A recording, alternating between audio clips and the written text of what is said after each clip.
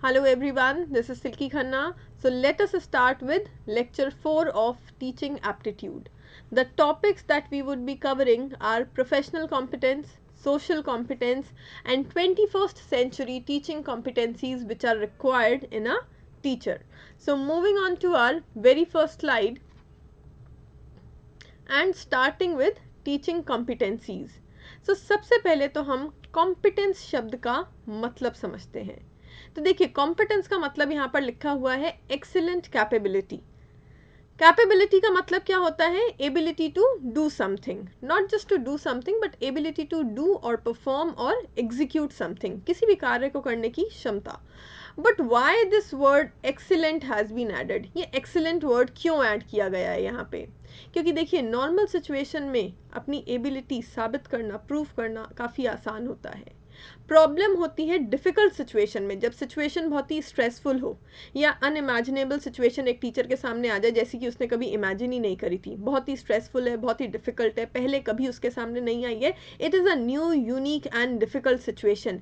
ऐसी सिचुएशन में जब कोई पर्सन अपनी कैपेबिलिटी, अपनी एबिलिटी शो करता है, तब हम कहते हैं that the person is competent enough to do that job और टास्क. सो बेसिकली कॉम्पिटेंस सिर्फ और सिर्फ कैपेबिलिटी नहीं है, कॉम्पिटेंस है एक्सीलेंट कैपेबिलिटी. और एक्सीलेंट कैपेबिलिटी का मतलब है स्ट्रेसफुल और डिफ़िकल्ट सिचुएशंस में भी उस टास्क को उतनी ही ईजिली अपनी एबिलिटी, अपनी कैपेबिलिटी शो करके एग्जीक्यूट कर देना. सो बेसिकली कोई भी टीचर जो है उसके अंदर बहुत सारी अलग अलग तरीके की वैरायटी ऑफ कॉम्पिटेंस चाहिए है टीचिंग टास्क को एग्जीक्यूट करने के लिए. तो देखिए यहाँ पर हमने एक टीचर के अंदर क्या क्या क्वालिटीज़, क्या क्या कैपेबिलिटीज़ होनी चाहिए हैं, उनको जो है क्लासीफाई किया है, कैटेगराइज किया है.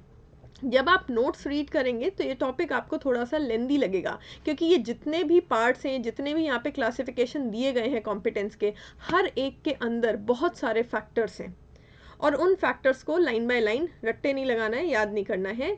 You just have to understand it. तो आप इजीली अंडरस्टैंड कर पाए इसके लिए मैंने जो है हर एक प्रकार की कॉम्पिटेंस के सामने आप देख सकते हैं सबसे इम्पॉर्टेंट फैक्टर जो उस कॉम्पिटेंस के अंदर आएगा वो समराइज करके लिख दिया है. अगर आप सिर्फ ये फैक्टर भी याद रखेंगे तो आपको जो है कॉम्पिटेंस के अंदर आने वाले ऑलमोस्ट सारे फैक्टर्स याद रह जाएंगे. तो देखिए सबसे पहले हम बात करते हैं स्पेशल प्रोफेशनल कॉम्पिटेंस की. यहाँ पर सेकेंड लास्ट टर्म भी प्रोफेशनल कॉम्पिटेंस है. There is a difference between the two. जो फर्स्ट वाला हम स्टडी कर रहे हैं, this is special professional competence. So special professional competence means the most significant factors which are required in a teacher. सबसे important क्या है? किसी भी टीचर को competent अगर कहलाना हो तो उसके अंदर सबसे ज़रूरी चीज़ क्या होनी चाहिए, सबसे important factors या qualities क्या होनी चाहिए है? Subject knowledge. This is the most important thing in a teaching task. तो सबसे इम्पॉर्टेंट चीज़ एक तो सब्जेक्ट नॉलेज और दूसरी बात उस सब्जेक्ट से रिलेटेड कितना स्पेशलाइजेशन, कितनी डीप रूटेड नॉलेज किसी भी टीचर के पास है. देखिए वैरायटी ऑफ नॉलेज, अलग अलग सब्जेक्ट्स की थोड़ी थोड़ी नॉलेज ये तो बहुत लोगों के पास होती है, लेकिन एक सब्जेक्ट की डीप में नॉलेज होना उसको हम बोलेंगे स्पेशल प्रोफेशनल कॉम्पिटेंस. अच्छा, दूसरी चीज़ सिर्फ और सिर्फ सब्जेक्ट नॉलेज होना काफ़ी नहीं है. You have to be a good teacher. तो सिर्फ नॉलेज हो जाने से कोई अच्छा टीचर नहीं बन जाता है. ये जो सब्जेक्ट नॉलेज है ये आपको प्रैक्टिकली अप्लाई करनी भी आनी चाहिए है और आप इसको बच्चों को सिखा पाएँ. सेकेंड थिंग, अगर आपने कोई नया प्रैक्टिकल एप्लीकेशन इस सब्जेक्ट या उसके टॉपिक्स का देखा तो आप उसको थ्योरी में भी कन्वर्ट कर पाएँ, उसको लेसन फॉर्म में बना पाएँ और बच्चों को दे पाएँ. सो कहने का मतलब ये है आप थ्योरी से प्रैक्टिकल एप्लीकेशन तक बच्चों को ले जा सकें, और अगर किसी चीज़ की डायरेक्ट प्रैक्टिकल एप्लीकेशन आपने देखी है तो उसको आप थ्योरी में लेसन फॉर्म में कन्वर्ट करके भी बच्चों को पढ़ा सकें. सेकेंड थिंग, इंटरडिसिप्लिनरी नॉलेज भी होनी चाहिए है. इंटरडिसिप्लिनरी मतलब अलग अलग सब्जेक्ट्स को रिलेट करके पढ़ाना भी आना चाहिए है. कई बार ऐसे सब्जेक्ट्स होते हैं स्पेशली हायर लेवल पे जहाँ पर सिर्फ और सिर्फ एक सब्जेक्ट को आइसोलेशन में अलग से नहीं पढ़ाया जा सकता है. उस सब्जेक्ट को पढ़ाने के लिए थोड़ी बहुत बाकी सब्जेक्ट्स की भी नॉलेज लगती है. सो इस तरीके की जो इंटर रिलेटेडनेस है टीचर को वो भी आती हो, टीचर उसको भी समझता हो. सेकेंड लास्ट थिंग, रिसर्च करना. कोई भी टीचर तब कॉम्पिटेंट कहलाता है जब वो उस टॉपिक के ऊपर रिसर्च कर सके और जो नई नई रिसर्चेस उस टॉपिक के ऊपर चल रही हैं उनको अंडरस्टैंड कर सके, उनको लेसन फॉर्म में कन्वर्ट करके बच्चों को पढ़ा सके, तब हम कहेंगे कि हाँ भाई the teacher is specialised. So this was the second last thing. And what is the last factor that would be counted in special professional competence? ICT skills. आजकल आप कोई भी सब्जेक्ट कोई भी टॉपिक पढ़ाएं तो आईसीटी स्किल्स बहुत important हो गए हैं, क्योंकि बहुत सारी चीज़ें हैं जो डायरेक्टली कंप्यूटर और सॉफ्टवेयर की मदद से एग्जीक्यूट करी जा सकती है, एनिमेटेड फॉर्म में पीपीटीज के थ्रू पढ़ाई जा सकती हैं. सो एक टीचर के अंदर आईसीटी स्किल्स भी होने चाहिए हैं, और उन आईसीटी स्किल्स को, अब यहाँ पे आईसीटी स्किल्स का मतलब ये नहीं कि टीचर आईसीटी स्किल्स में स्पेशलाइज्ड हो, नहीं, स्पेशलाइजेशन अपने सब्जेक्ट की हो, लेकिन उस सब्जेक्ट में जहाँ पर भी टेक्नोलॉजी का, आईसीटी का, आईसीटी मतलब इंफॉर्मेशन एंड कम्युनिकेशन टेक्नोलॉजी, तो जहाँ पर भी आईटी स्किल्स का इस्तेमाल हो सके टीचर उसको इस्तेमाल करना जानता हो और आईसीटी के थ्रू बच्चों को पढ़ाना भी जानता हो. सो ये सारे फैक्टर्स जो हैं वो स्पेशल प्रोफेशनल कॉम्पिटेंस में काउंट होंगे. अगर आपको एक शब्द से याद रखना हो तो हमेशा याद रखिएगा, special professional competence is related to what? It is related to subject knowledge and specialization of the teacher in that particular subject. Then next we have general educational competence. So इसमें जो एक शब्द आपको याद रखना है सबसे पहले तो वो है vocational training, vocational knowledge. ऐसे ही नहीं कोई भी जो है सिर्फ और सिर्फ डिग्री पाके टीचर बन जाता है. वैसे हमारे यहाँ तो ट्रायल अप्रोच चलती है इंडिया में. फॉर एग्जाम्पल आपने नेट का एग्जाम क्लियर कर लिया, आपको कोई ट्रेनिंग तो दी नहीं जाएगी स्पेसिफिकली, आप डायरेक्टली कॉलेज में जाएंगे और पढ़ाना शुरू कर देंगे. फिर आप काफ़ी लंबे समय के एक्सपीरियंस के बाद समझ पाएंगे कि आपकी क्या क्या गलतियाँ थी, कैसे आप उनको इम्प्रूव कर सकते हैं और कैसे आप जो है एक बेटर टीचर बन सकते हैं. अगर आपको ट्रेनिंग दी गई होती तो शायद वो मिस्टेक्स होती ही नहीं. बट ट्रेनिंग का प्रोविजन हायर एजुकेशन में तो फिलहाल नहीं है. हाँ, फैकल्टी डेवलपमेंट प्रोग्राम ज़रूर ऑर्गेनाइज कराए जाते हैं, but that is a kind of seminar. वो सेमिनार की फॉर्म में होते हैं जहाँ पर नॉलेज दी जाती है, प्रैक्टिकल ट्रेनिंग नहीं दी जाती है. लेकिन जो बीएड कोर्सेस होते हैं, बीएड होता है स्कूल्स में पढ़ाने के लिए, तो जो बीएड कोर्सेस होते हैं उसमें प्रैक्टिकल ट्रेनिंग दी जाती है. लेसन प्लान्स तक टीचर को बनाने सिखाए जाते हैं और टीचर को जो है इंटर्नशिप भी करनी होती है, तब जाके उनको आगे जॉब वगैरह मिल सकती है. इनफैक्ट बीएड की डिग्री भी तभी मिलती है. So basically general educational competence के अंदर जो सबसे इंपॉर्टेंट फैक्टर है that is related to vocational training, कि टीचर जो है वो ट्रेंड होना चाहिए है अपने प्रोफेशन में सही तरीके से टीचिंग स्किल्स को एग्जीक्यूट करने के लिए. और सिर्फ वो खुद ही ट्रेंड नहीं हो, वो बच्चों को भी वैरायटी ऑफ वोकेशनल स्किल्स में ट्रेन कर सके. देखिए वोकेशनल शब्द का मतलब होता है जब प्रैक्टिकल एस्पेक्ट पे ज़्यादा फोकस हो और थ्योरी पे कम फोकस हो. तो जनरल एजुकेशनल कॉम्पिटेंस का मतलब ये है कि टीचर सिर्फ और सिर्फ खुद ही वोकेशनली ट्रेंड नहीं हो, बल्कि बच्चों को भी अलग अलग एरियाज की प्रैक्टिकल एप्लीकेशन वो सिखा सके, प्रैक्टिकल एक्सपीरियंसेस बच्चों को करा सके. सेकेंड थिंग, उसको जो है बच्चों के जो अधिकार हैं, जो भी चाइल्ड्स राइट है और बच्चों से रिलेटेड जो भी लेजिस्लेशन है, जो भी पॉलिसीज़ हैं, उनकी कंप्लीट नॉलेज होनी चाहिए है. और टीचर जो है वो डायनामिक, फ्लेक्सिबल, अडाप्टिव होना चाहिए है, क्योंकि अलग अलग प्रकार के बच्चों को आपको पढ़ाना है. आप सेम मेथड से, सेम तरीक़ों से नहीं पढ़ा सकते हैं. सिलेबस भी चेंज होता रहेगा सोसाइटी के अनुसार, इस हिसाब से आपको अपने टीचिंग मेथड्स भी चेंज करने पड़ेंगे. So you have to be a dynamic teacher जो समय के साथ, सिलेबस के साथ, अलग अलग बच्चों के हिसाब से बदलता रहे और अपने मेथड्स को भी बदलता रहे. तो फ्लेक्सिबल होना चाहिए है टीचर को, adaptive to environment and students होना चाहिए है. जिस तरीके का आपका बच्चा हो उसी तरीके से आप खुद को अडाप्ट करें और उस बच्चे के लिए अच्छा लर्निंग एनवायरनमेंट क्रिएट करें. फिर देखिए next we have didactic and psychodidactic competence. तो ये जो वर्ड है didactic, now this is related to communication.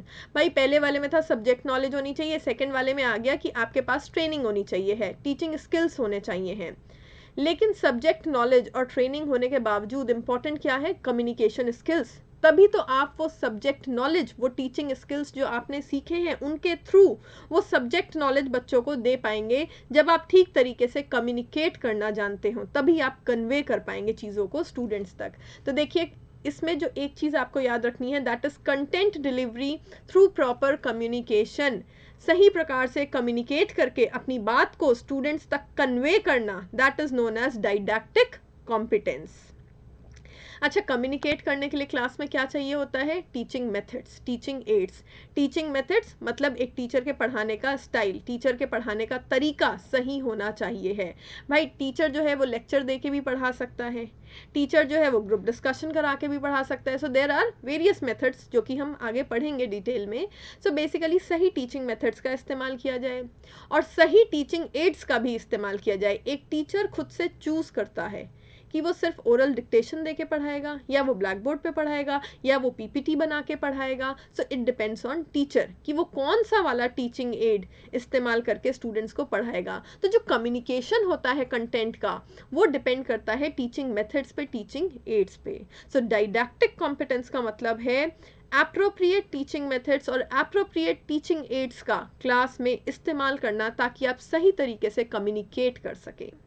Now, why this word psychodidactic has been given here? Psycho means something which is related to mind. So basically, जब teacher communicate करता है तो वो बच्चों को इन्फ्लुएंस करता है, और वो एक्चुअल में इन्फ्लुएंस करता है बच्चों के दिमाग को, उनके थॉट प्रोसेस को, उनकी थिंकिंग एबिलिटी को। तो आपको इस तरीके से कम्युनिकेट करना है कि सब्जेक्ट की नॉलेज बच्चों के दिमाग में बैठ जाए और उनका जो वे ऑफ थिंकिंग है वो एक्सेप्ट कर ले उस सब्जेक्ट को इस तरीके से कि वो चीज़ बच्चों के बिहेवियर में रिफ्लेक्ट होके आए। कोई भी चीज़ बिहेवियर में तब रिफ्लेक्ट होती है जब बच्चे उस चीज़ को ठीक तरीके से समझ लेते हैं, वो उनके थॉट प्रोसेस का पार्ट बन जाती है। इसीलिए यहाँ पर साइकोडाइडैक्टिक वर्ड आया है।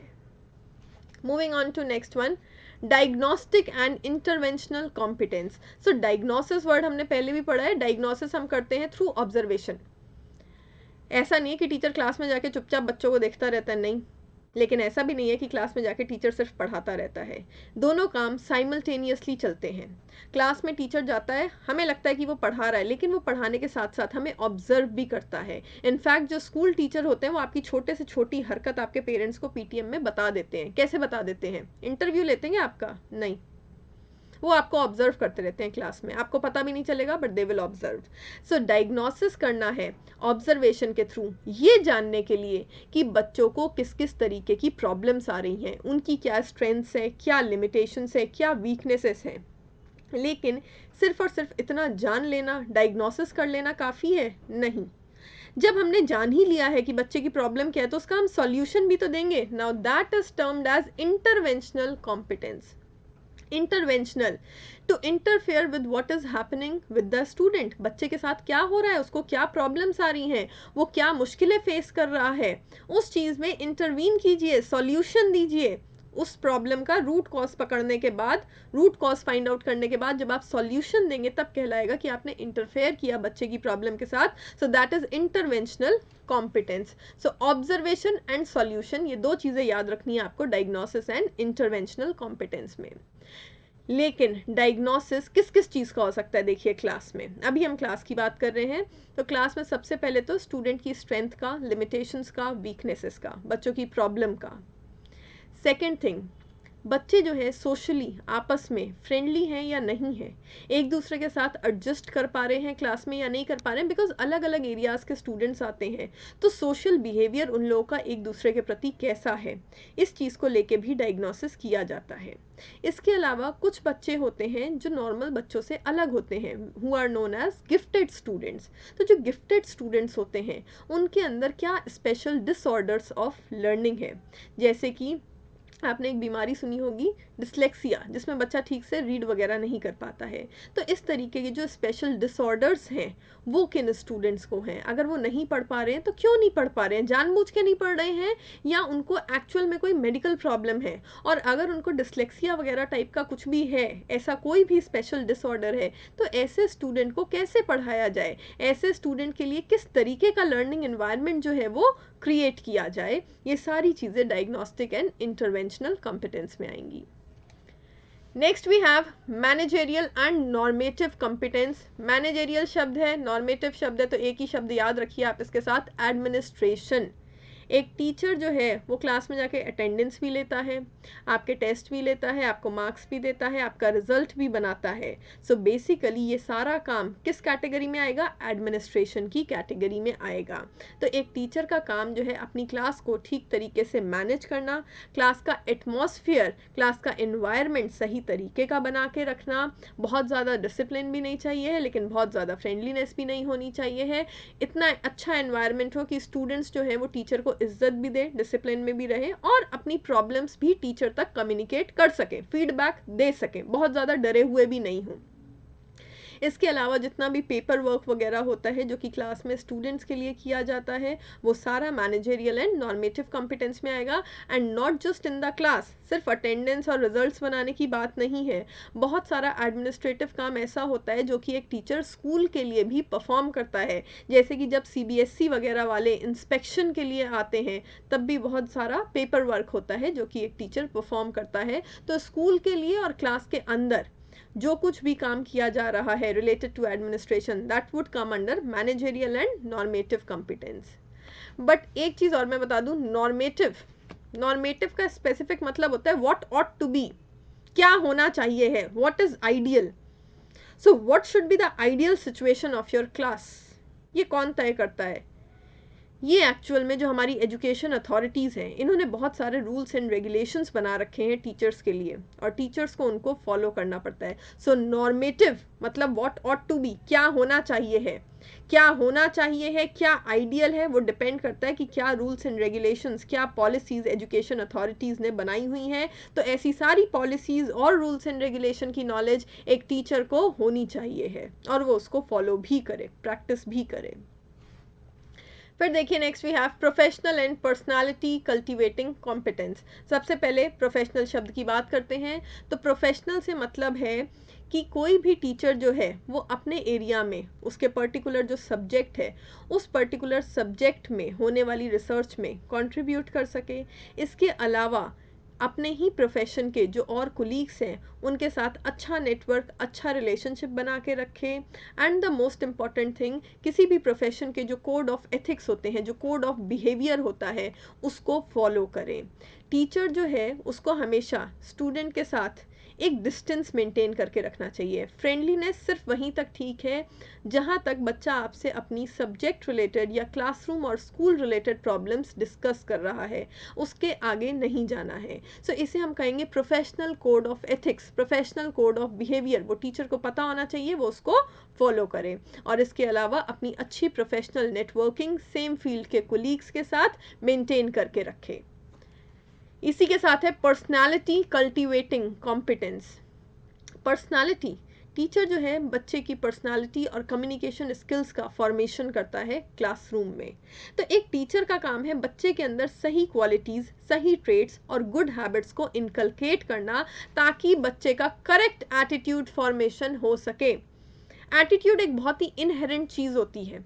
आपने कई बार ऐसा फेस किया होगा कि किसी ने आपके साथ कुछ गलत नहीं किया, कुछ बुरा नहीं किया, फिर भी उस इंसान को देखते ही गुस्सा आता है, आपका नेगेटिव एटीट्यूड है उसकी तरफ, जबकि उस बेचारे ने कुछ गलत नहीं किया आपके साथ, अंदर से फीलिंग ही खराब आती है।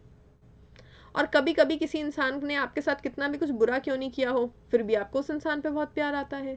You have a positive outlook, positive attitude towards that person. So attitude जो है काफ़ी हद तक इनहेरेंट होता है, लेकिन अगर सही समय पर नेगेटिव एटीट्यूड को आइडेंटिफाई करके उसको पॉजिटिव में कन्वर्ट करने की कोशिश की जाए तो ऐसा किया जा सकता है। सो बेसिकली एक टीचर का काम होता है बच्चों के अंदर सही एटीट्यूड डेवलप करना और बच्चे की पर्सनालिटी को इन्हेंस करना, उसमें सही क्वालिटीज़, सही ट्रेट्स इनकलकेट करना। मैं एग्जांपल देती हूँ। फॉर एग्जांपल क्लास में, हर क्लास में ज़्यादातर ऐसा होता है, there is a group of snobs. Snob कौन होते हैं? जो थोड़े अहंकारी टाइप के बच्चे होते हैं। तो उनका नेगेटिव एटीट्यूड फॉर्मेशन हो गया, वो बाकी सबको अपने से नीचा समझते हैं। तो ये है नेगेटिव एटीट्यूड। टीचर को इस तरीके के एटीट्यूड्स को आइडेंटिफाई करके उनको सही करना चाहिए है, ताकि बच्चे के अंदर अच्छी क्वालिटीज़ पैदा हो सके और सारे के सारे स्टूडेंट्स में किसी भी प्रकार की कन्फ्यूजन या किसी भी प्रकार की सोशल ऑकवर्डनेस या किसी भी प्रकार की दुश्मनी वगैरह डेवलप ना हो।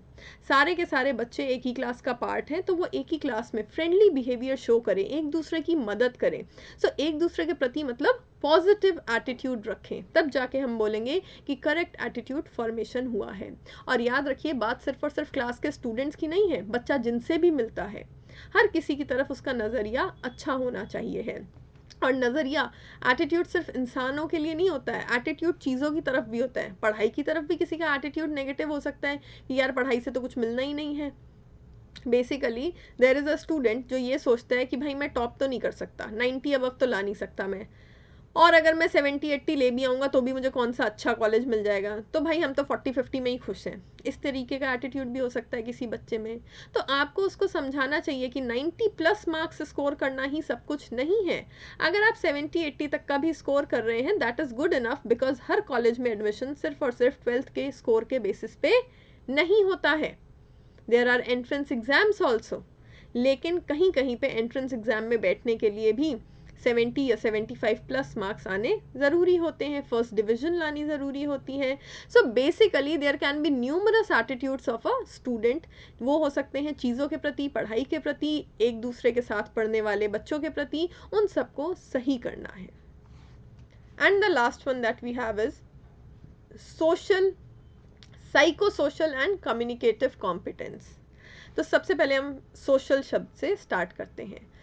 सोशल कॉम्पिटेंस, सोशल कॉम्पिटेंस का मतलब है किसी के भी अंदर अच्छे इंटरपर्सनल स्किल्स होना। इंटरपर्सनल स्किल्स तब डिस्प्ले होते हैं, तब शो होते हैं जब बच्चे आपस में एक दूसरे के साथ कम्युनिकेट करते हैं। इसीलिए सोशल और ये कम्युनिकेटिव कॉम्पिटेंस एक साथ आया है।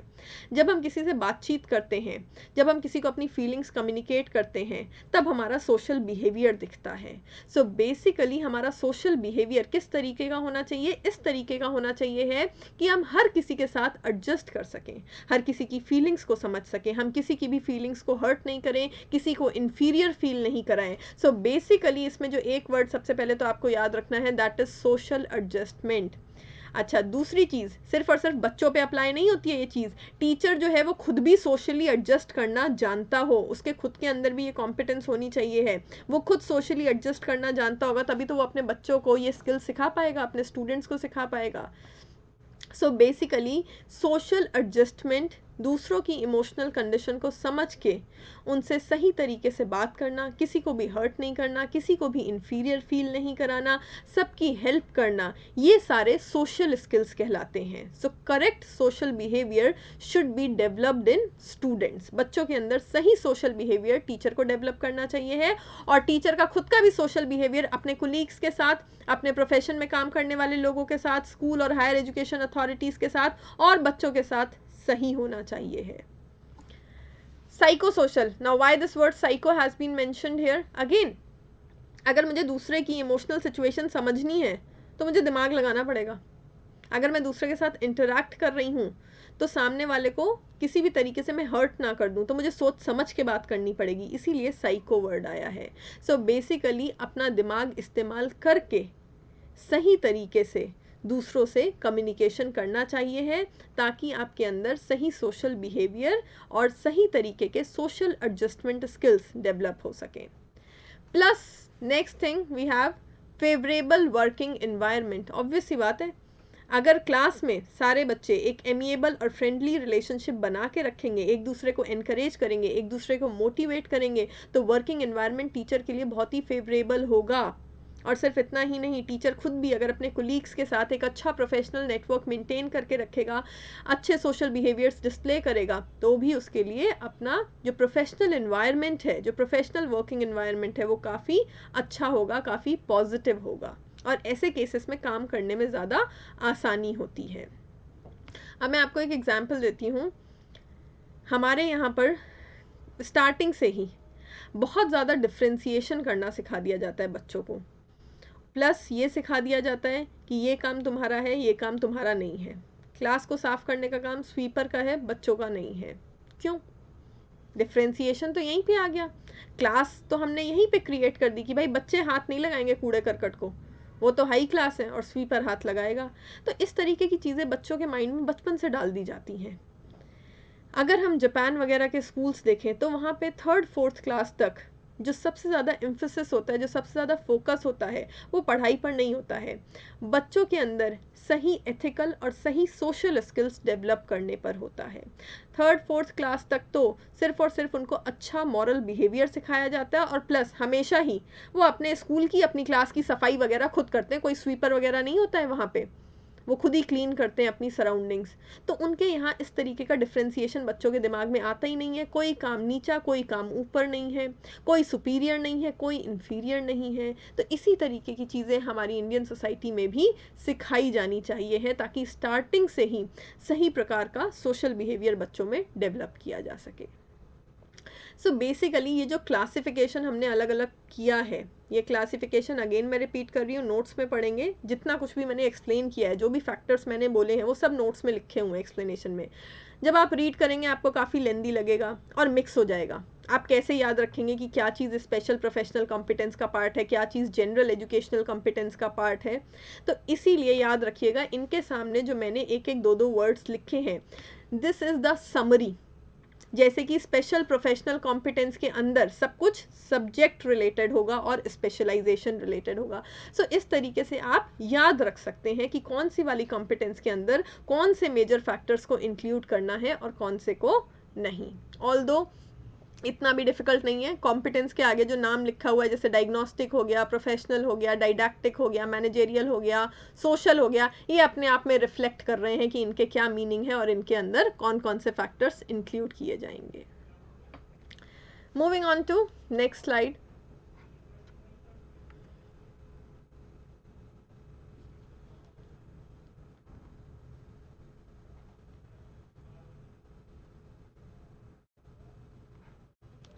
सोशल कॉम्पिटेंस, इसको मैं अलग से और भी डीपली इसलिए एक्सप्लेन कर रही हूँ यहाँ पे, क्योंकि एग्जाम में देखना ये वर्ड बहुत मिलेगा आपको।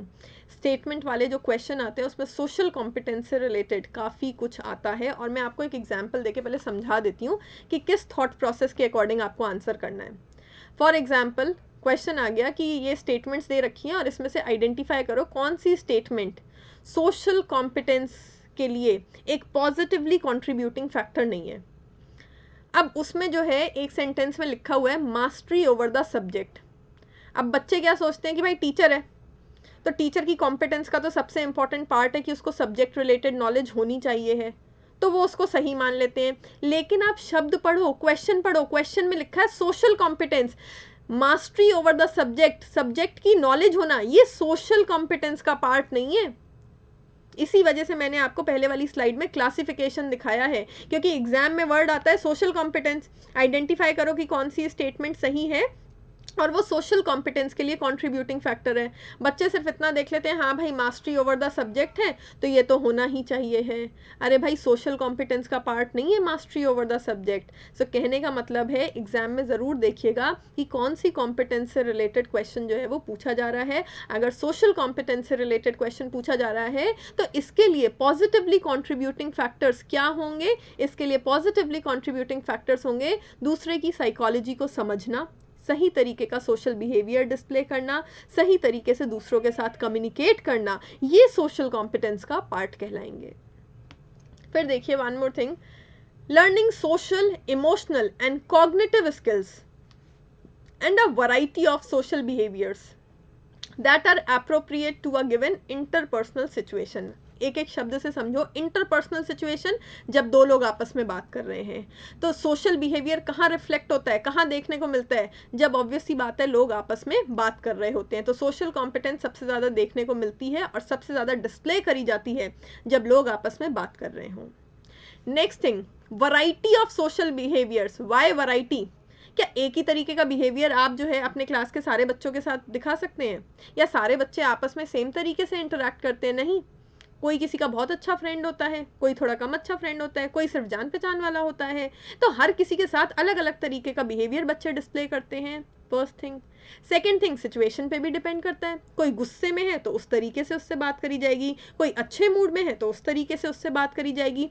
सो it depends on the situation and the mood off the listener, कि भाई सामने वाले का मूड क्या है, सिचुएशन क्या है, उसको समझ के उसके अकॉर्डिंग उससे बात करी जाए। इसको हम बोलते हैं इमोशनल इंटेलिजेंस। आजकल के टाइम में फोकस सिर्फ और सिर्फ आईक्यू, इंटेलिजेंस क्वेश्चन पे नहीं है, सिर्फ और सिर्फ कॉग्निटिव स्किल्स की बात नहीं है। आपका जो सोशल बिहेवियर है दैट इज इक्वली इम्पॉर्टेंट। आपके अंदर इमोशनल इंटेलिजेंस होनी चाहिए है। इमोशनल इंटेलिजेंस मतलब दूसरे की क्या सिचुएशन है, दूसरे का क्या मूड है, उसको समझ के उसके अनुरूप, उसके अनुकूल, उसके अकॉर्डिंग उससे बातचीत करना और सही सोशल बिहेवियर शो करना। फिर देखिए, सोशल, इमोशनल, कॉग्निटिव तीनों स्किल्स की बात कही गई है। इमोशनल दूसरों की सिचुएशन को समझना, कॉग्निटिव दिमाग लगता है। कॉग्निटिव जो है हमने पढ़ा था ब्रेन मैकेनिज्म होता है। तो भाई इमोशनल कॉम्पिटेंस आप तभी शो कर पाएंगे जब आपके अंदर कॉग्निटिव स्किल होगा। कॉग्निटिव अपना दिमाग लगा के ही आप दूसरे की सिचुएशन को समझ पाएंगे और ये समझ पाएंगे कि इस समय दूसरे से किस तरीके से बात करनी चाहिए है। सोशल स्किल, सोशल स्किल यही होता है कि आप जो है बिना किसी को हर्ट किए हुए, बिना किसी को इन्फीरियर फील कराए हुए और बिना किसी की फीलिंग्स को जाने समझे बात ना करें। जब तक कि आपको दूसरे की फीलिंग्स के बारे में पता नहीं है, क्लैरिटी नहीं है, तब तक मुंह बंद रखें, वो ज़्यादा अच्छा है। जब आप दूसरे की फीलिंग्स को लेके क्लियर हों तब जाके उससे बात करें, सो दैट कि वो पर्सन हर्ट नहीं हो किसी भी प्रकार से, किसी भी प्रकार से उसे इन्फीरियर फील नहीं होना चाहिए है। सो बेसिकली ये सारे स्किल्स जो है वो साथ में चलेंगे, social, emotional and cognitive. Emotional दूसरे की सिचुएशन को समझना, उसको समझ के बात करना, समझने के लिए आपका दिमाग लगेगा, सो कॉग्निटिव स्किल्स, और तब जाके आप एप्रोप्रिएट सोशल बिहेवियर शो कर पाएंगे, डिस्प्ले कर पाएंगे। Now the factors that contribute to social competencies. Social competencies lecture से नहीं सीखता है आदमी, कोई समझाने वाला प्रोसेस नहीं है कि मैंने लेक्चर दिया, मैंने तुमको बोला देखो ऐसा है, ये चीज़ें बोलनी चाहिए। क्या हर इंसान से आप सेम तरीके से बात कर सकते हैं कि मैंने सिखा दिया रटा रटाया डायलॉग, हाँ भाई सबसे इस तरीके से बात करना? नहीं। आप किससे बात कर रहे हैं और उसकी सिचुएशन क्या है, इसके अकॉर्डिंग आपका बिहेवियर जो है वो चेंज होता रहता है। तो ये बिहेवियर ग्रेजुअली धीरे धीरे करके बचपन से हमारे अंदर डेवलप होता है और इसके डेवलपमेंट में सबसे ज़्यादा रोल होता है उन लोगों का जिनके साथ आप खेलते हैं, जिनके साथ आप बड़े होते हैं। कहने का मतलब है आपकी इन्वायरमेंट का जो है इसमें बहुत बड़ा रोल है। तो सबसे पहले तो देखिए इसमें है टीचर रिलेशनशिप्स। टीचर जो है is the person who should lead by example. Teacher जिस तरीके का बिहेवियर शो करेगा, टीचर के जो है बहुत सारे टीचर्स आपके सामने होंगे, तो उन टीचर्स का आपस में जिस तरीके का रिलेशनशिप होगा, जितना एमिएबल होगा, जितना फ्रेंडली होगा, उसी को देख के आप लोग भी अच्छा रिलेशनशिप मेंटेन करना लर्न करेंगे। अब हमारी क्लास में एक क्लास टीचर है, बाकी सारे सब्जेक्ट टीचर है, सब टाइम टेबल को लेकर लड़ते रहते हैं, तो उससे ऑब्वियस सी बात है कि बच्चे जो है नेगेटिव चीज़ें सीखेंगे। सो बेसिकली टीचर्स का आपस में कितना अच्छा कोऑर्डिनेशन है, कितना अच्छा कॉपरेशन है, एक दूसरे को वो किस तरीके से ट्रीट करते हैं, एक दूसरे के प्रति उनका सोशल बिहेवियर क्या है, इससे बच्चा बहुत कुछ सीखता है। Next, peer groups. बच्चे आपस में एक दूसरे से बहुत कुछ सीखते हैं। अगर आप गलत कंपनी में डालेंगे तो बच्चा गलत चीज़ें सीखेगा, अच्छी कंपनी में डालेंगे अपने आप वो अच्छी चीज़ें जो है उसको अट्रैक्ट करेंगी और अच्छी चीज़ें वो सीखेगा, उसके अंदर इनकलकेट हो जाएंगी। नेबरहुड कम्युनिटी, उसके घर के आसपास रहने वाले लोग, उनसे भी वो बहुत कुछ सीखता है। Then social skills, social awareness, self confidence. Although मैंने बोला सोशल स्किल्स धीरे धीरे करके ग्रेजुअली डेवलप होते हैं, ऐसा नहीं है कि बच्चा लेके पैदा होता है या फिर उसको 2 लेक्चर में समझाए जा सकते हैं, नहीं। दिस इज समथिंग जो धीरे धीरे करके इंसान सीखता है लाइफ के एक्सपीरियंसेस से।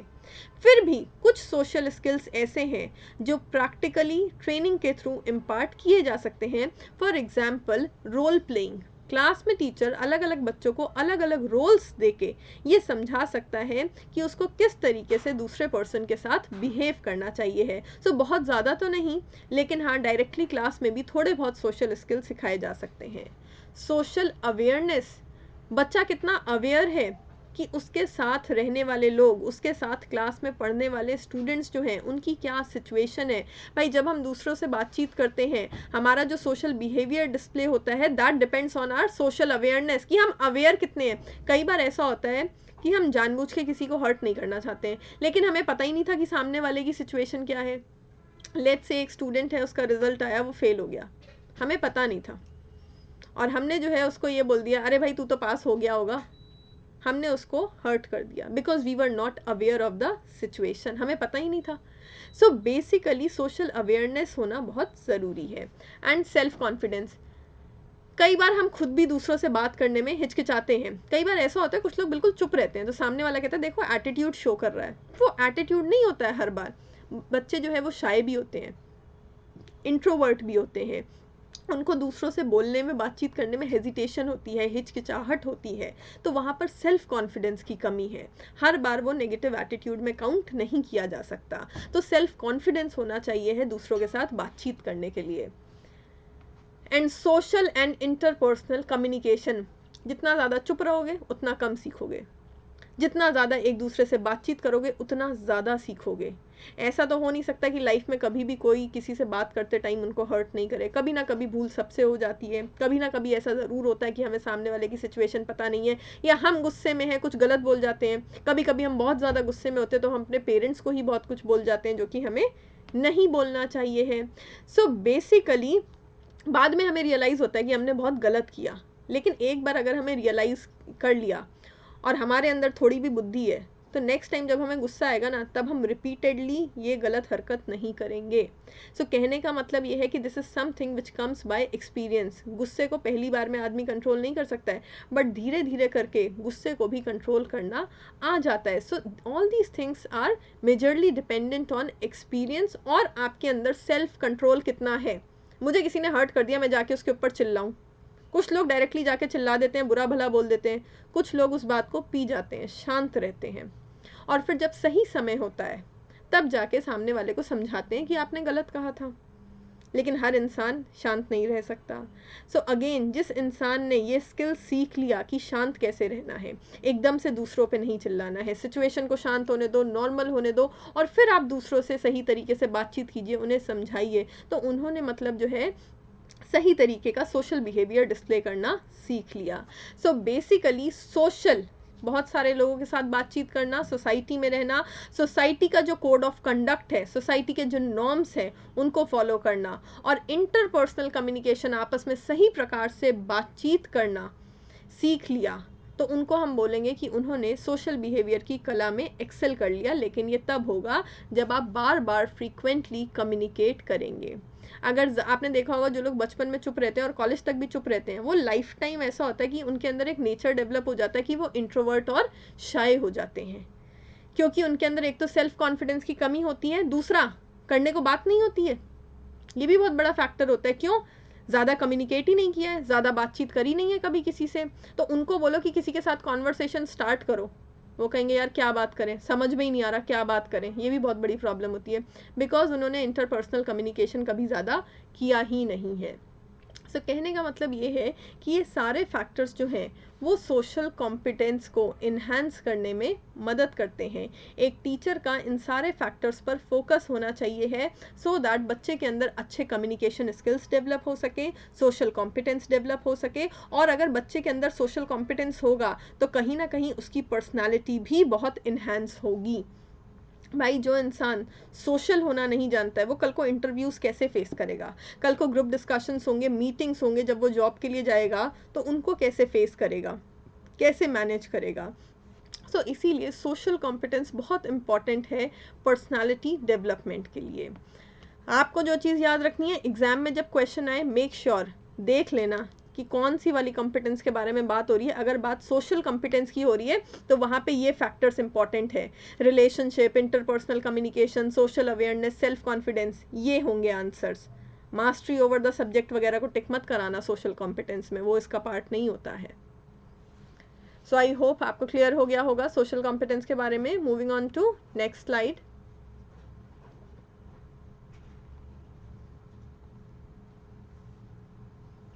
अदर कॉम्पिटेंसीज, अगर मैं अदर कॉम्पिटेंसीज की बात करूं तो मैंने आपको पहले भी बोला था, there is no exhaustive list, कभी ख़त्म ही नहीं होगी। एक टीचर के अंदर इतने स्किल्स, इतनी कॉम्पिटेंसीज चाहिए होती हैं। लास्ट लेक्चर में हमने स्किल्स के बारे में पढ़ा था।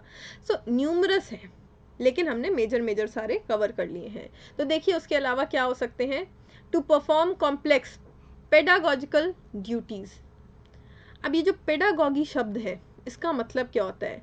It means understanding the characteristics of students. जिन स्टूडेंट्स को आप पढ़ाने जा रहे हैं, सबसे पहले तो आप उनके कैरेक्टरिस्टिक्स को समझिए। Understanding your student is the most important thing. Next thing, to be well spoken. देखो पहले का टाइम होता था कि बड़ों ने जो है बच्चों को डांट दिया, बच्चों ने सुन लिया, चुपचाप बैठ गए। आज वो टाइम नहीं है। आप रिस्पेक्ट देंगे तो आपको रिस्पेक्ट मिलेगी। आज चाहे छोटा हो बड़ा हो, एवरीवन डिमांड्स रिस्पेक्ट। तो ऐसा नहीं है कि स्टूडेंट्स है तो उनको कैपिटल पनिशमेंट दे दिया, कैसे भी उनसे बात कर ली, नहीं। अपनी लैंग्वेज सही रखिए। आप टीचर हैं, you have to lead by example. बच्चा वही सीखेगा जो आप करेंगे। अगर आप क्लास में फाउल लैंग्वेज का इस्तेमाल करेंगे या आप जो है रूडली बात करेंगे, तो बच्चा भी एक दो बार हो सकता है सुन ले, हो सकता है तीसरी बार रिटर्न में वो भी आपसे वैसी बात करे। So be polite with everyone. In good mental and physical health. Why physical health is important? क्योंकि देखिए एक डेढ़ घंटे तक लगातार लेक्चर देते रहना, बोलते रहना विदाउट अ ब्रेक, उसके लिए जो है अच्छी फिजिकल हेल्थ होनी ज़रूरी है। और वो भी क्लास में। तो क्या होता है, स्कूल में ऑब्जर्व करते हैं, बच्चों को डायग्नोसिस करते हैं, तो टीचर सिर्फ डिक्टेट नहीं करता है, सिर्फ क्वेश्चन आंसर नहीं लिखवाता है, सिर्फ समझाता नहीं है, क्लास में घूमता भी रहता है हर समय। सो अच्छी फिजिकल हेल्थ होना ज़रूरी है। एंड गुड मेंटल हेल्थ, इसका क्या मतलब है? इसका मतलब है ओपन माइंडेडनेस। आपके अंदर ओपन माइंडेडनेस होनी चाहिए है। आप जो है कोई ऑटोक्रेटिक रूलर की तरह क्लास में बिहेव नहीं कर सकते हैं। आपको अच्छी मेंटल हेल्थ में तब बोला जाएगा जब आप अपने स्टूडेंट्स को इतना सहज, इतना अच्छा फील कराएं, इतना फ्रेंडली फील कराएं कि वो क्लास में आपको फीडबैक दे सकें, आपसे अपनी प्रॉब्लम्स डिस्कस कर सकें। और आपको अपनी ओपन माइंडेडनेस दिखानी है। अगर बच्चा बोलता है कि मेरे को इस टीचिंग मेथड से समझ में नहीं आ रहा है, तो अपना टीचिंग मेथड चेंज करिए। अगर बच्चा कहता है कि नहीं समझ में आ रहा है और 4 बार पढ़ाना पड़े, तो 4 बार भी पढ़ाइए। सो कहने का मतलब ये है, अपने लिए क्रिटिसिज्म सुनने के लिए तैयार रहिए। हमेशा गलती स्टूडेंट्स में हो ऐसा ज़रूरी नहीं होता है। You should be open minded and you should be able to adapt according to your students. आपके स्टूडेंट्स के अकॉर्डिंग खुद को अडाप्ट करना, खुद को ढालना सीखिए। स्टेबल, बार बार अपनी बातें बदले नहीं। ऐसा होना चाहिए टीचर जिस पर बच्चे विश्वास कर सकें। सो स्टेबल विद योर व्यूज़। आपके जो व्यूज़ हैं, आपकी जो विचारधारा है, उसको लेके जो है आप थोड़ा स्टेबल रहिए। ऐसा नहीं है कि हर दिन बच्चों को अलग अलग बातें बोल रहे हैं। एंड टॉलरेंट, अगेन जैसे मैंने बोला, टॉलरेट कीजिए। अगर कोई आपकी बुराई कर रहा है, आपको क्रिटिसाइज कर रहा है, तो उसको पॉजिटिवली लीजिए कि हाँ मुझसे भी तो गलती हो सकती है ना, उसको सुधारने की कोशिश कीजिए। पहली चीज़ तो ये। सेकेंड थिंग, एक बहुत ही ख़राब हैबिट है और मोस्ट ऑफ द लोगों में होती है। हम क्या सोच लेते हैं कि हमारे जो व्यूज़ हैं, हमारी जो ओपिनियन है, या हमने जो सोच लिया, जो कह दिया, वही सही है। ये सबसे गलत सोच है। ना मैं गलत हूँ ना दूसरा गलत है। मेरी सोच मेरे परसेप्शन के अनुसार है, सामने वाले की सोच, सामने वाले की ओपिनियन उसके परसेप्शन के अनुसार है। जिस दिन हम सब लोग ये समझ लेंगे, उस दिन लड़ाइयाँ होनी बंद हो जाएंगी। सो टॉलरेंट का मतलब ये है कि सिर्फ और सिर्फ अपने व्यूज़ पर, अपनी ओपिनियन पर अड़े मत रहिए। सामने वाले की व्यूज़, सामने वाले की ओपिनियन भी ठीक हो सकती है। इस चीज़ को अपने दिमाग में बैठा लीजिए कि हम भी गलत नहीं है, सामने वाला भी गलत नहीं है। हमारे व्यूज़ हमारे परसेप्शन पे डिपेंडेंट है और सामने वाले के व्यूज़ सामने वाले के परसेप्शन पर डिपेंडेंट है। जस्ट बिकॉज किसी और के व्यूज़ हमसे अलग है, दैट डज नॉट मीन कि वो इंसान या उसके व्यूज़ गलत है। अलग होना गलत होना नहीं होता है। सो बेसिकली इस सोसाइटी में जिसमें आप लोग रह रहे हैं, उस सोसाइटी में एमिएबली रहने की कोशिश कीजिए। और ये तब पॉसिबल है जब हम दूसरे के व्यूज़ को भी जगह दें। भले मानो मत, लेकिन सुन तो सकते हो ना। लड़ाई करने की क्या ज़रूरत है? वही चीज़ टीचर को करनी है क्लास में। क्लास में अलग अलग तरीके के बच्चे होंगे, सबकी ओपिनियन टीचर को लेके एक सी नहीं होगी। आज मैं भी पढ़ा रही हूँ, किसी स्टूडेंट को अच्छा लगेगा इस तरीके से पढ़ाना, किसी को नहीं अच्छा लगेगा, किसी को हो सकता है समझ में आए, किसी को नहीं समझ में आए। So we should be open for criticism, we should be tolerant towards others opinion. उनकी भी ओपिनियन को सुन लो at least. Next, to have a propensity to work with the younger generation. Obviously बच्चे टीचर से बहुत छोटे हैं, उनकी सोच अलग होगी, वो क्रिएटिव होंगे, वो क्यूरियस होंगे, उनका सोचने का तरीका नया होगा। तो टीचर को जो है ओपन माइंडेडनेस रखनी चाहिए है यहाँ पे भी। Good communicative and observational skills. Communication, सही तरीके से अपनी बात को टीचर कन्वे कर पाए, समझा पाए। ऑब्जर्वेशनल स्किल्स, टीचर को क्लास में कोई अलग से टाइम नहीं देता है प्रिंसिपल कि हाँ भाई जाओ और 15 मिनट बच्चों को ऑब्जर्व करके आओ। नहीं, जब आप पढ़ा रहे हैं तब साथ के साथ simultaneously you have to observe your class. तो मैनेज करना आना चाहिए है कि हम पढ़ाते पढ़ाते अपनी क्लास को ऑब्जर्व भी कर सकें, ताकि हम डायग्नोसिस कर सकें अपनी क्लास में और क्लास के बच्चों की बहुत सारी प्रॉब्लम्स का। Tact to handle the situation को हैंडल करने के लिए स्किल्स आने चाहिए, टैक्ट होना चाहिए है। Vivid imagination and leadership. Vivid imagination मतलब वाइड इमेजिनेशन। अपना जो स्पेक्ट्रम ऑफ थॉट्स है उसको वाइड कीजिए, लिमिटेड रेंज में मत रखिए। आपके पास अलग अलग प्रकार के बच्चे आएंगे, उनकी अलग अलग सोच होगी, तो अपनी इमेजिनेशन को भी उसके अनुसार वाइड रखिए। विविड मीन्स वाइड रखिए एक तो अपनी इमेजिनेशन को, और वो चीज़ें जो अनइमेजिनेबल है, जो इजीली किसी ने सोची भी नहीं होंगी, अगर बच्चा वैसा भी कुछ सजेशन देता है आके, तो उसको भी सुनिए, उस सिचुएशन को भी इमेजिन करके देखिए। बच्चों के थॉट्स कई बार बहुत एब्स्ट्रैक्ट होते हैं, बहुत वेग होते हैं, जो कि अप्लाई नहीं किए जा सकते, बट एटलीस्ट उनके बारे में सोचा तो जा सकता है। जब किसी ने पहली बार सोचा होगा कि भाई एक ऐसा यंत्र बनाते हैं जो हवा में उड़े, तो लोगों ने उस इंसान को पागल कहा होगा जिसने ये सोचा होगा। बट आज एरोप्लेन्स हैं, हेलीकॉप्टर्स हैं, we travel in the air. So basically हमेशा क्या होता है, पहली बार जब हम सोचते हैं किसी चीज़ को, तो अक्सर लोग उस इंसान को पागल ही बोलते हैं जो वो चीज़ सोचता है। तो टीचर को ये नहीं करना है। अगर बच्चे ने कुछ नया सोचा है, उसका कुछ इमेजिनेशन है, तो उसके अकॉर्डिंग टीचर को भी अपनी सोच वाइड रखनी चाहिए है, एक्सेप्टेबल होना चाहिए है टीचर हमेशा नई नई इमेजिनेशन को लेके। And leadership. आप लीडर हैं, आपका काम सिर्फ और सिर्फ पढ़ाना नहीं है, बच्चे को सही डायरेक्शन दिखाना और बच्चे को ठीक तरीके से मोटिवेट करना भी है। फिर देखिए यहाँ पे दे रखे हैं again the different words, ranging from motivator to class organisation to teaching skills to integrator, leader होना, सुपरवाइजर होना, क्लास में पार्टिसिपेट करना, कम्युनिकेट करना। बेसिकली ये सारे स्किल्स एक टीचर के अंदर होने चाहिए हैं। ये सारे स्किल्स ऑलमोस्ट हम लोग जो है डिटेल में ऑलरेडी पढ़ चुके हैं, तो मैं इस डायग्राम को एलैबोरेट करके नहीं एक्सप्लेन कर रही हूँ यहाँ पे। तो ये सारे स्किल्स, और इससे पहले हमने जो पढ़ी टीचिंग कॉम्पिटेंसीज, और उससे पहले वाले लेक्चर में हमने जो कुछ भी टीचिंग स्किल्स पढ़े हैं, वो सब कुछ एक टीचर के अंदर होना चाहिए है। तो अब आपको शायद थोड़ा बहुत समझ में आ रहा होगा कि टीचिंग जॉब भी उतना आसान नहीं है जितना आप लोग समझते हैं। अगर आप अपना जॉब सिर्फ इतना समझते हैं कि हम क्लास में गए, हमने पढ़ाया और काम ख़त्म, तो बहुत ईजी जॉब है। लेकिन बाकी सारे फैक्टर्स जो मेंशन किए गए हैं टीचिंग कॉम्पिटेंसीज में, अगर वो सारे काम एक्चुअल में एक टीचर करे, तो टीचिंग जॉब भी अपने आप में काफ़ी डिफ़िकल्ट है। Moving on to next slide.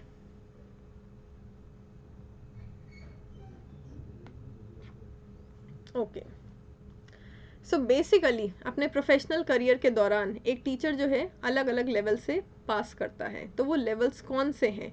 In levels को पास करके ही एक टीचर जो है प्रोफेशनली कॉम्पिटेंट कहलाता है।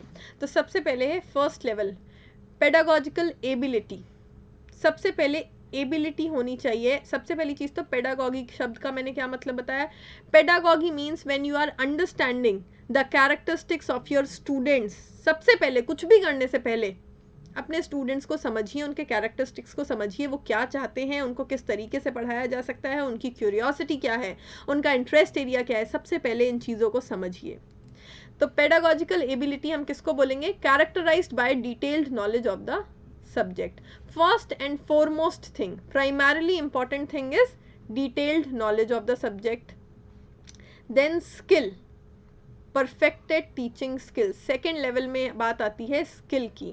तो देखो पहले लेवल में क्या होना चाहिए है, सब्जेक्ट की डिटेल्ड नॉलेज होनी चाहिए है। सेकेंड लेवल में क्या होना चाहिए, सही टीचिंग स्किल आना चाहिए है, यानी कि किस तरीके से पढ़ाना है वो पता होना चाहिए। वो पता करने के लिए सबसे पहले समझना पड़ेगा कि किन स्टूडेंट्स को पढ़ाना है। Third level, creativity. आपको क्रिएटिविटी शो करनी है, आपको अलग अलग तरीके के मेथड्स और टीचिंग एड्स को और टेक्निक्स को अप्लाई करके अपने स्टूडेंट्स को पढ़ाना है। सो बेसिकली अलग अलग मेथड्स, अलग अलग टेक्निक्स को अप्लाई करके हमें हमारे स्टूडेंट्स को पढ़ाना पड़ेगा। हमें क्रिएटिविटी शो करनी है यहाँ पर। And the fourth level is of innovation. सिर्फ और सिर्फ अलग अलग मेथड्स और अलग अलग टेक्निक्स को अप्लाई करने से काम नहीं चलेगा। अलग अलग नई नई रिसर्चेस होती रहती है, उन रिसर्चेस को भी हमें इनकॉर्पोरेट करना पड़ेगा हमारी टीचिंग में, हमारे टीचिंग मेथड्स में। तो देखिए जो टीचर की सोच है वो प्रोग्रेसिव होनी चाहिए है, चाहे वो थ्योरेटिकल आइडियाज़ हों, प्रिंसिपल्स हों, मेथड्स हों, या फिर ट्रेनिंग की बात करी जाए। हर चीज़ को लेके टीचर जो है वो इनोवेट कर सके। सो बेसिकली जब भी कोई नई रिसर्च हो, चाहे वो सब्जेक्ट से रिलेटेड हो, चाहे वो टीचिंग मेथड से रिलेटेड हो, चाहे वो टीचिंग एड से रिलेटेड हो, टीचर को जो है उस नई रिसर्च के बारे में पढ़ना चाहिए है और उसको इनकॉर्पोरेट करना चाहिए है अपने टीचिंग स्किल्स और अपने टीचिंग मेथड्स में। ये देखिए एक डायग्राम दे रखा है जिसमें टीचिंग कॉम्पिटेंसीज के बारे में ही बताया गया है। तो सबसे पहले देखिए बात हो रही है करिकुलम डेवलपमेंट की। तो एक टीचर का बहुत ही इम्पॉर्टेंट काम होता है करिकुलम को डेवलप करना, यानी कि सिलेबस बनाना। अब देखिए सिलेबस की अगर बात करें तो सिलेबस बनाना पूरी तरीके से किसी भी टीचर के हाथ में नहीं होता है। सिलेबस बनाना वो एजुकेशनल अथॉरिटीज़ एनसीईआरटी के हाथ में है, बट इसीलिए यहाँ पर सिलेबस वर्ड नहीं लिखा है, यहाँ पर वर्ड लिखा है curriculum. So syllabus plus all other activities which are performed in a school, उनको हम कहते हैं करिकुलम। करिकुलम तो वाइडर टर्म है। तो सिलेबस भले ही हमारी एनसीईआरटी जैसी अथॉरिटीज़ जो है डिसाइड करेंगी, बट कौन कौन सी एक्टिविटीज़ एक स्कूल में ऑर्गेनाइज कराई जा सकती हैं। सिलेबस के अलावा, सब्जेक्ट के अलावा बच्चों को किस तरीके की मॉरल एजुकेशन देनी है, किस तरीके से उनका फिजिकल और मेंटल डेवलपमेंट करना है, ये चीज़ें एक टीचर और स्कूल डिसाइड कर सकता है। फिर देखिए कोर्स डिलीवरी। जब आपने डिसाइड कर लिया कि पूरा करिकुलम क्या है, तो सही तरीके से अपने कोर्स को क्लास में प्रेजेंट कीजिए और बच्चों को इंगेज कीजिए, इन्वॉल्व कीजिए टास्क में। वो जब इन्वॉल्व होकर स्टडी करेंगे तब बेहतर तरीके से चीज़ें उनकी समझ में आएंगी। And the last one, don't let your professional development stop. ऐसा नहीं है कि एक बारी जो है जॉब लग गया बात ख़त्म, नहीं।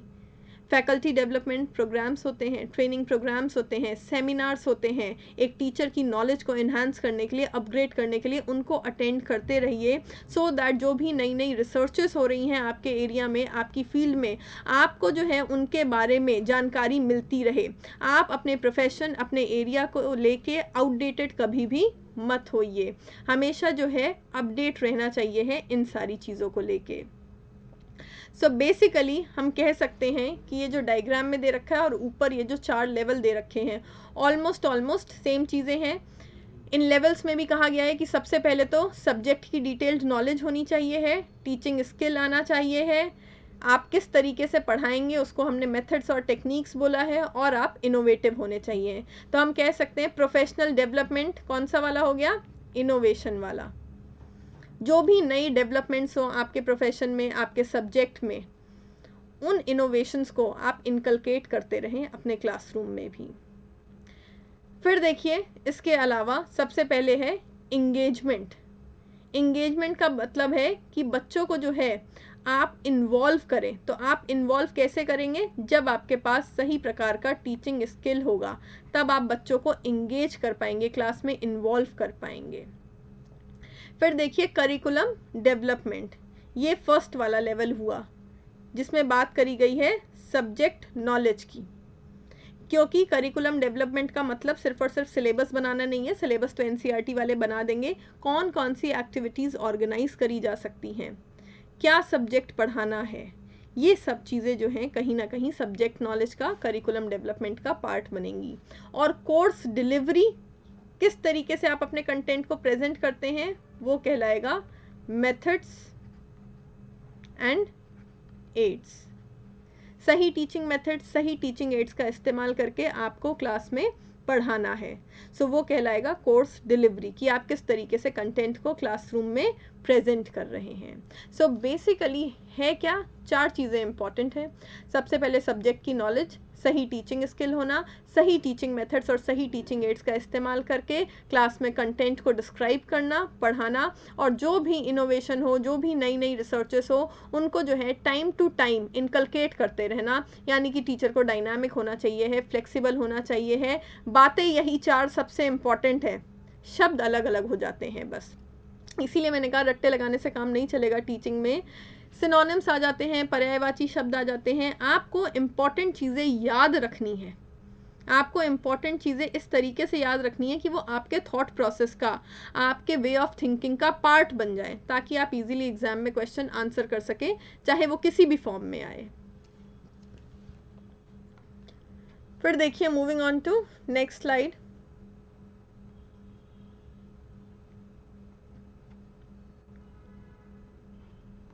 Twenty first century teaching competencies.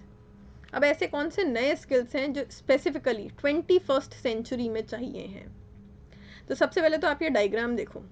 19th century में फोकस था स्ट्रक्चर्स पे। 19th सेंचुरी में स्ट्रक्चर पे फोकस होने का मतलब है बिल्डिंग किस तरीके की होगी, क्लासरूम किस तरीके से होगा, और क्लास के अंदर कितना स्ट्रिक्ट डिसिप्लिन होगा, उस चीज़ को बोला गया है स्ट्रक्चर। सो कह सकते हैं जो स्कूल ऑर्गेनाइजेशन है वो किस तरीके से रन करी जाएगी, क्योंकि उस टाइम पे बहुत ज़्यादा स्कूल्स नहीं हुआ करते थे, बहुत लिमिटेड स्कूल्स थे। तो स्कूल्स को रन करना, स्कूल्स की फंडिंग करना, क्लासरूम को मैनेज करना, वो अपने आप में बड़ा टास्क होता था। इसीलिए 19th सेंचुरी में फोकस था स्कूल स्ट्रक्चर पे, क्लासरूम के स्ट्रक्चर पे, क्लासरूम का एनवायरनमेंट किस तरीके का होगा, इन सब चीज़ों पे। 20th सेंचुरी तक अच्छे खासे स्कूल्स जब ओपन हो गए तो फोकस आया करिकुलम पे, कि क्या चीज़ें सबसे ज़्यादा महत्वपूर्ण है, सबसे ज़्यादा इम्पॉर्टेंट है, जो कि बच्चों के सिलेबस में डाली जाएँ और उनको पढ़ाई जाए। सो 20th सेंचुरी में focus was on curriculum and remember not just syllabus, curriculum syllabus तो है ही है, बुकिश नॉलेज तो बच्चों को देनी है, उसके साथ साथ किस तरीके की एक्टिविटीज़ ऑर्गेनाइज करी जाएं, किस तरीके की को करिकुलर एक्टिविटीज़ हों, किस तरीके की फिजिकल एक्टिविटीज़ हों, सो दैट बच्चों का फिजिकल और मेंटल डेवलपमेंट दोनों हो सके। But in the 21st century, the most important focus is on learner itself. Learner वो स्टूडेंट है, वो बच्चा है जिसके बिहेवियर को टीचर चेंज करने की कोशिश कर रहा है, जिसके वे ऑफ थिंकिंग को वो चेंज करने की कोशिश कर रहा है, जिसको वो पढ़ाने की कोशिश कर रहा है। सो क्यों लर्नर पे, ऐसा थोड़ी कि 19th और 20th सेंचुरी में लर्नर पे फोकस नहीं था, फोकस था, लेकिन हर एक लर्नर, हर एक स्टूडेंट के लिए पर्सनलाइज्ड लर्निंग एनवायरनमेंट नहीं क्रिएट किया जाता था। 21st सेंचुरी में लर्नर के ऊपर इतना ज़्यादा फोकस है कि बच्चों को डायग्नोस करके सबसे पहले उन स्टूडेंट्स को समझना पड़ता है और फिर बच्चों के अनुसार सही टीचिंग मेथड्स, सही टीचिंग स्टाइल, सही टीचिंग अप्रोचेस अडॉप्ट करके एक टीचर को अच्छा लर्निंग एनवायरनमेंट क्रिएट करके उनको पढ़ाना पड़ता है। अगर स्टूडेंट कोई आइडियाज़ देते हैं, कोई कंट्रीब्यूशन देते हैं, तो टीचर उनको इग्नोर नहीं कर सकता है। इसीलिए कहा गया है कि 21st सेंचुरी में focus is on the demand of learners and focus is on understanding your learner, understanding your student. सबसे पहले समझना पड़ेगा कि लर्नर क्या चाहता है, किस चीज़ को लेके वो क्यूरियस है, उसका इंटरेस्ट किस चीज़ में है, किस तरीके से उसको समझ में आ सकता है, और उसके अकॉर्डिंग ही टीचर को सही लर्निंग एनवायरनमेंट क्रिएट करना पड़ेगा, तब जाके वो पढ़ा पाएगा स्टूडेंट को। अब आते हैं इधर लेफ्ट साइड में। सो देखिए, सबसे पहले है 21st सेंचुरी टीचिंग कॉम्पिटेंसीज में teachers demonstrate leadership, leadership in all spheres. चाहे वो क्लास हो, चाहे वो उनका प्रोफेशन हो, चाहे वो उनका स्कूल हो, किसी भी चीज़ की आप बात ले लीजिए, टीचर्स को जो है लीडरशिप स्किल्स दिखाने पड़ते हैं। टीचर एक लीडर है जो अपनी क्लास को डायरेक्ट करता है, मोटिवेट करता है। सो क्लास में रहते हुए टीचर का काम है बच्चों को सही इंस्ट्रक्शन देना, सही गाइडलाइंस देना। अगर जो है वो कंफ्यूज हो रहे हैं अपने करियर को लेके या किसी भी सब्जेक्ट को लेके, तो उनको सही डायरेक्शन देना, उनको बताना किस तरीके से पढ़ना है और उनको मोटिवेट करना। ये तो थी क्लास की बात। लेकिन टीचर्स जो हैं अपने स्कूल में भी लीडरशिप स्किल्स शो करते हैं। कैसे? भाई, स्कूल अथॉरिटीज़ जो हैं, स्कूल का जो एडमिनिस्ट्रेशन है, उनको भी अगर किसी चीज़ के बारे में राय लेनी होगी, या किस तरीके की एक्टिविटीज़ ऑर्गेनाइज कराई जाएं, या करिकुलम जो है उसमें क्या नई चीज़ें इंक्लूड करी जाएं, इसके बारे में वो किससे पूछेंगे? टीचर से पूछेंगे, क्योंकि टीचर जो है वो स्टूडेंट को सबसे अच्छी तरीके से जानता है।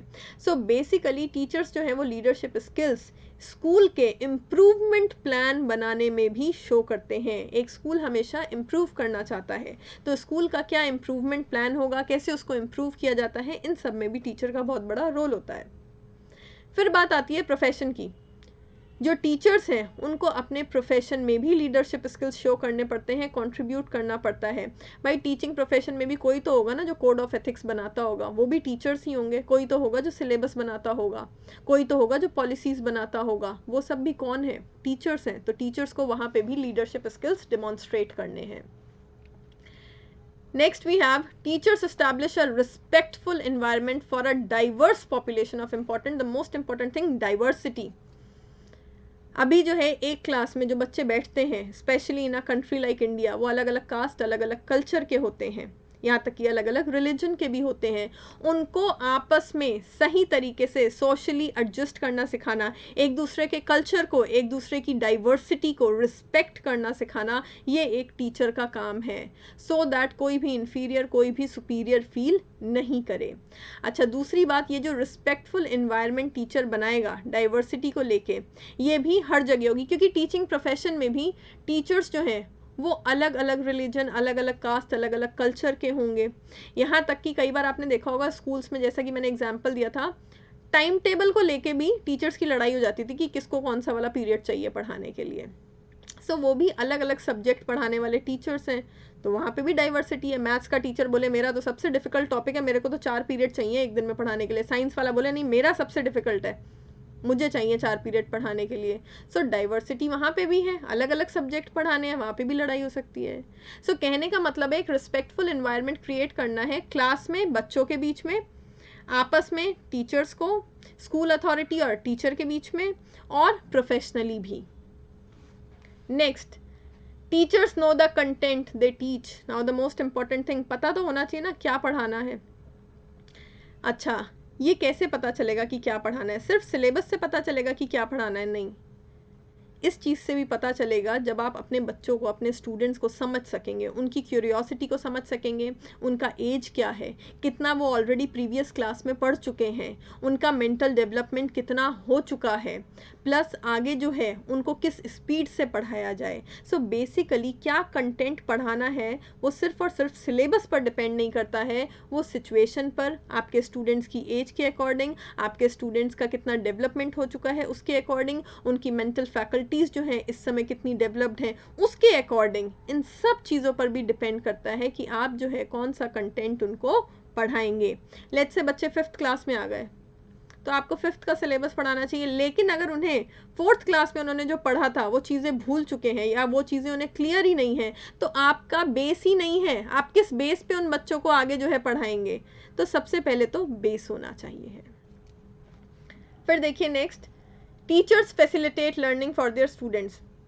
बच्चों को एनालाइज करके ये पता चल गया कि उन्हें क्या पढ़ाना है, लेकिन किस तरीके से पढ़ाना है, किस तरीके का लर्निंग इन्वायरमेंट उनके लिए क्रिएट करना है। तो फैसिलिटेट करने का मतलब है creating proper learning environment for your students, और सही लर्निंग इन्वायरमेंट क्रिएट करने का मतलब है क्लास में एक अच्छा इन्वायरमेंट क्रिएट करना, सही टीचिंग मेथड, सही टीचिंग एड्स, सही टीचिंग अप्रोचेस और स्टाइल का इस्तेमाल करना, जिसके थ्रू आप बच्चों को पढ़ा सकें।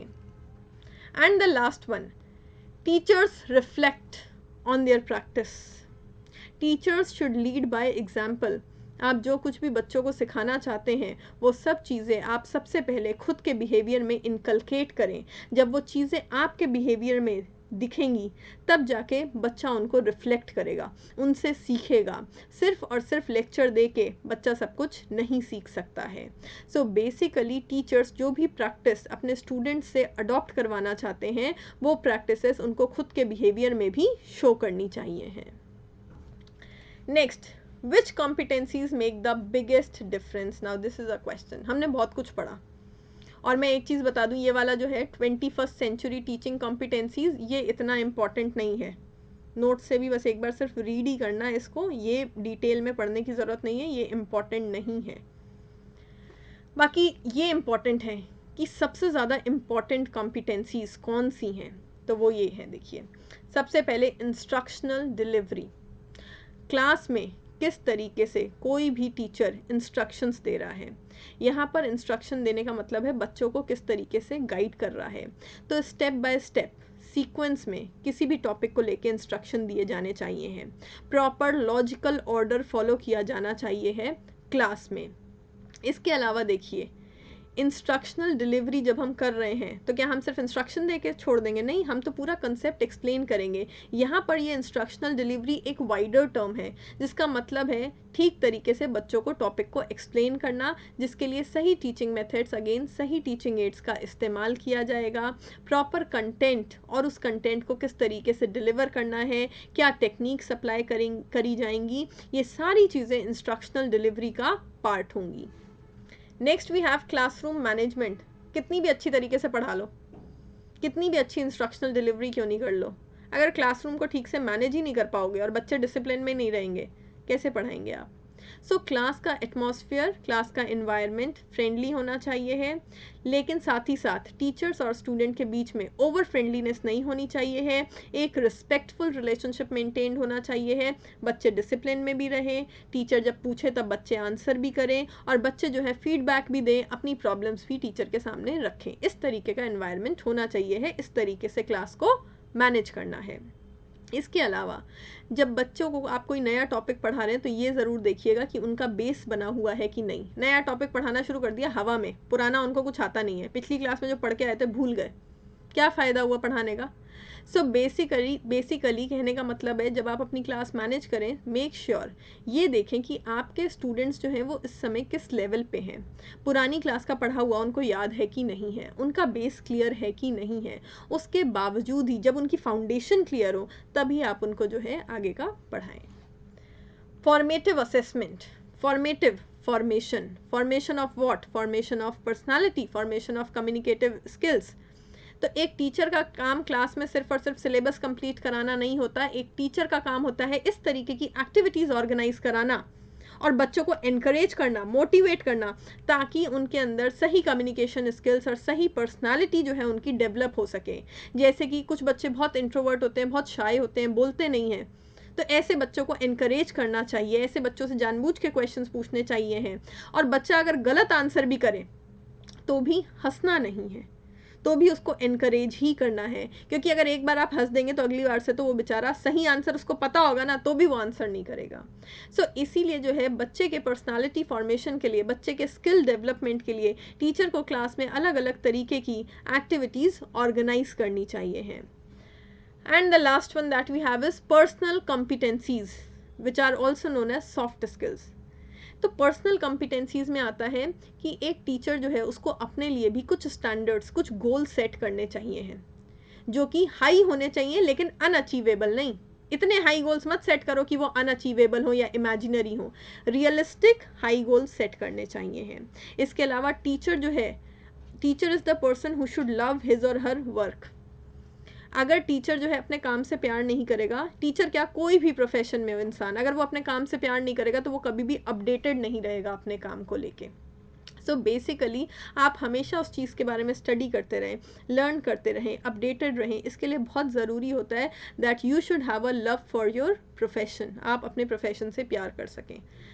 नेक्स्ट थिंग, टीचर फ्लेक्सिबल होना चाहिए, डायनामिक होना चाहिए, अडाप्टेबल होना चाहिए है, ओपन इमेजिनेशन होनी चाहिए उसकी, and open to suggestions and feedback also. ये सारे पर्सनल स्किल्स होते हैं जो कि एक टीचर में होने चाहिए हैं। बेसिकली ये लेक्चर ओवर हुआ एंड आई होप इसके साथ आपको समझ में आ गया होगा कि किस तरीके की कॉम्पिटेंसीज एक टीचर में होनी चाहिए है। मैं एक चीज़ और रिपीट कर देती हूँ, थोड़ा सा आपको जो है डिफ़िकल्ट लगेगा जब आप नोट्स से रीड करेंगे, आपको सब कुछ बहुत ही कंफ्यूजिंग लगेगा, मिक्स होगा, याद नहीं करना है, इसीलिए घबराना भी नहीं है। सबसे इम्पॉर्टेंट चीज़ें आपको क्या याद रखनी है कि मैंने आपको जितनी भी कैटेगरीज पढ़ाई हैं कॉम्पिटेंस की, अगर क्वेश्चन पूछा गया है तो वो कौन सी वाली कॉम्पिटेंस से पूछा गया है, वो सोशल कॉम्पिटेंस के बारे में है, या वो डाइडैक्टिक कॉम्पिटेंस के बारे में है, या वो प्रोफेशनल कॉम्पिटेंस के बारे में है। और नेक्स्ट थिंग जो सबसे इम्पॉर्टेंट है वो ये, which competencies make the biggest difference, क्योंकि क्वेश्चन जो है इस तरीके का भी आता है कि फॉलोइंग ऑप्शंस में से which competencies are the most important, सबसे इम्पॉर्टेंट कौन सी हैं टीचिंग वर्क के लिए, टीचिंग वर्क को एग्जीक्यूट करने के लिए। बाकी अब जैसे ये 21st सेंचुरी वाली टीचिंग कॉम्पिटेंसीज थी, ये सब जो है इतना इम्पॉर्टेंट नहीं है।